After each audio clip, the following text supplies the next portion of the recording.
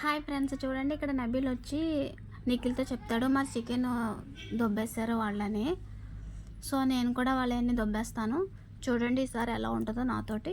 నువ్వు మా చికెన్ దొబ్బేస్తారా, నేను వాళ్ళని దొబ్బేస్తానని ఇక్కడ కోపంగా కసిగా చెప్తాడు. అయితే నిఖిల్ అంటాడు, ఒరే మనం ట్రై చేద్దాంరా, ఇటు బాగా నాకు కొంచెం ఎనర్జీ ఇచ్చాడు, బాగుంది ఇటు చెప్పేది, మనం కూడా ట్రై చేద్దాం అంటాడు. సరే అని మనకంట అంటాడు. ఇక్కడ వాళ్ళు వండుకున్నారు కదా చికెన్, ఆ చికెన్లో ఉప్పు వేసేస్తానని నబీల్ అంటాడు. ఉప్పు కవర్లో వేసుకుని జేబులో పెట్టు తిరుగుతాడు టైం కోసం. తినంటది నైనిక, వద్దు ఫుడ్ వేస్ట్ అయిపోతుంది కదా, అలా వేస్ట్ చేయొద్దు, వండుకున్నది ఎందుకు వేస్ట్ చేయడం, ఎవరొకరు తినాలి కదా అంటది. చూడండి ఇక్కడ నబీలు కవర్లో సాల్ట్ వేసుకుంటాడు.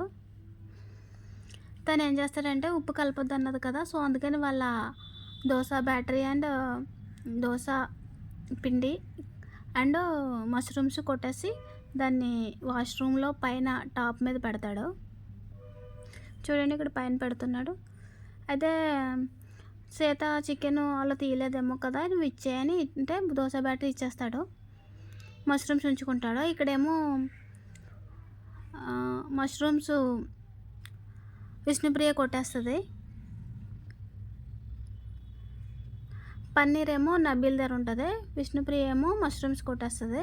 ఇక్కడ సీతను పిలిచి పెరుగు తోడంటే ఏమంటాడో, కాసేపు ఫ్రిడ్జ్లో పెట్టి పాలు, ఇక్కడ సీత వచ్చి పెరుగు తోడంటే వేస్తుంది. ఇక్కడ మనకంటే ఏం అడుగుతాడంటే, నువ్వే కదా దొబ్బేసింది చికెన్ అని, నువ్వేం మాట్లాడుతున్నావు, నన్ను ఎందుకు అంటున్నావు అని కొంచెం సీరియస్ అవుతుంది సోనియా.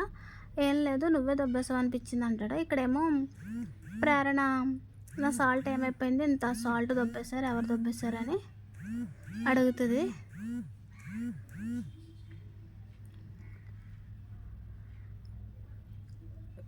వీళ్ళు ఇక్కడ కర్రీ వండుకుంటారు, చికెన్ రైస్ని వాళ్ళ వంట అయిపోయాక. సో వాళ్ళ తినేసిన తర్వాత వీళ్ళు తింటారు. ఇక్కడ సీత చేయి బాగోపోతే నైనిక ఫుడ్ తినిపిస్తుంది సీతకి.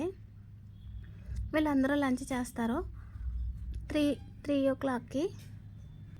ఇక్కడ ఆదిత్యం గారు ఏదో సరదాగా మాట్లాడతారు, దానికి నబీల్ నవ్వుతాడు. అండ్ ఇక్కడ ఆలోచిస్తాడు సోనియా గురించి, తను ఎందుకు అలా చెప్పింది, నేను నార్మల్గానే కదా అడిగా, నాకు ఏదో డౌట్ వస్తుంది, నమ్మకం లేదు అని తనకు తానే మాట్లాడుకుంటాడు.